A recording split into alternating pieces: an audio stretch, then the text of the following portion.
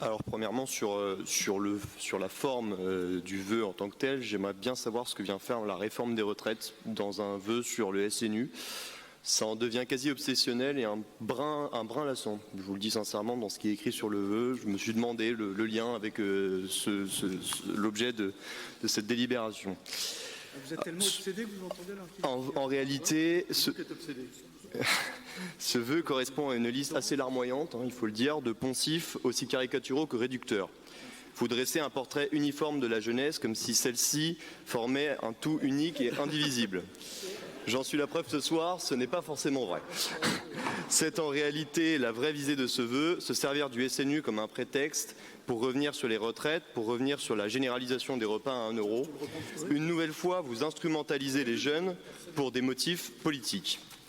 Sur le fond, le plein déploiement du SNU n'est pas une nouveauté. Il a été annoncé par le président de la République, non seulement durant la campagne présidentielle, mais aussi devant les armées le 13 juillet, ou lors de ses vœux aux Français le 31 décembre dernier. La fourchette que vous situez entre 1 et 3 milliards d'euros est très large et illustre votre précipitation à vous saisir d'un sujet que vous ne maîtrisez visiblement pas. Vous l'agitez comme un épouvantail en commettant beaucoup de caricatures et d'impairs. Vous y voyez un coup, nous pouvons y voir un investissement sans précédent pour notre jeunesse, pour les territoires, pour les fédérations d'éducation populaire qui vont accueillir le SNU dans leur structure. Il convient aussi que vous mesuriez l'investissement sans précédent que le SNU va représenter pour les métiers de l'animation, ainsi que pour des filières de formation qui verront ainsi le jour. Vous opposez les différents... Calmez-vous, ça va bien se passer. Vous opposez les différentes formes d'engagement qui existent, mais elles sont en réalité... S'il vous plaît. S'il vous plaît. Voilà, c'est bon. Venons de vous. S'il vous plaît. S'il vous plaît. S'il vous plaît. Oh. Vous n'avez pas le droit de parler quand même. Calmez-vous. Fais ça bien avec vous. Non mais il n'est pas. Heureusement que je Ça suis t'intéresse pas tout ça, c'est tout. S'il vous plaît.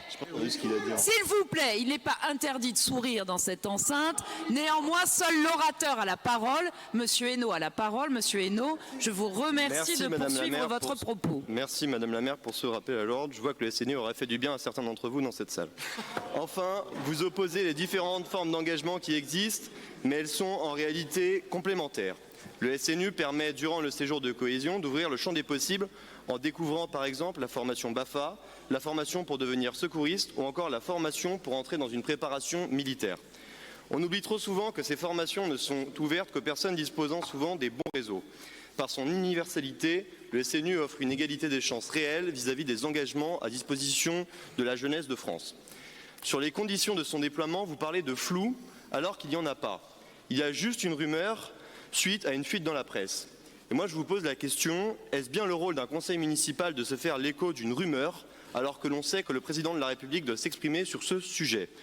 Une fois de plus, cela illustre votre volonté démagogique de détourner un dispositif. À ce jour, les études scientifiques faites auprès des jeunes qui ont fait le SNU montrent que 9 sur 10 sont satisfaits. Alors vous me direz qu'il s'agit de volontaires.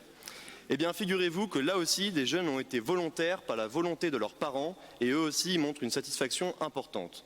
Donc ne parlez pas, s'il vous plaît, au nom de la jeunesse. Vous parlez ensuite de l'importance d'avoir des personnels formés pour encadrer ces jeunes. Or, à ce jour, les encadrants représentent pour un tiers de corps enseignants, un tiers de corps en uniforme et un tiers de professionnels formés à l'éducation populaire. Bien loin des caricatures que vous semblez suggérer. J'en viens désormais à la philosophie de votre vœu, qui, au fond, trahit la vraie raison de votre opposition à ce sujet. Vous n'aimez pas l'idée, visiblement, et je le déplore, que des jeunes issus de tous les territoires et de tous les milieux sociaux se retrouvent pour faire nation.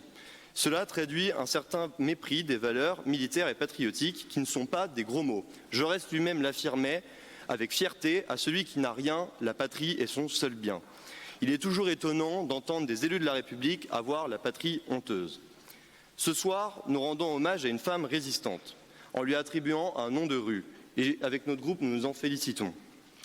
Et je trouve déplorable qu'au sein de ce même conseil municipal, on puisse en même temps louer le courage de la résistance et en même temps trouver scandaleux à des jeunes d'apprendre à être fiers d'être français. Ce sont ces mêmes résistants que nous commémorons qui étaient fiers de mourir en chantant la Marseillaise. Mes chers collègues, la vérité c'est que le SNU va bénéficier à tout notre pays.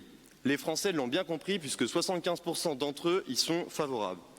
La plus-value de ce temps de cohésion républicaine va être considérable pour nos associations vieillissantes, pour les jeunes eux-mêmes qui, au-delà de vivre un temps de mixité, vont bénéficier d'un bilan de santé, d'un apprentissage des gestes qui sauvent. La France va gagner des citoyens plus charpentés sur les valeurs et plus résilients face aux défis de notre société.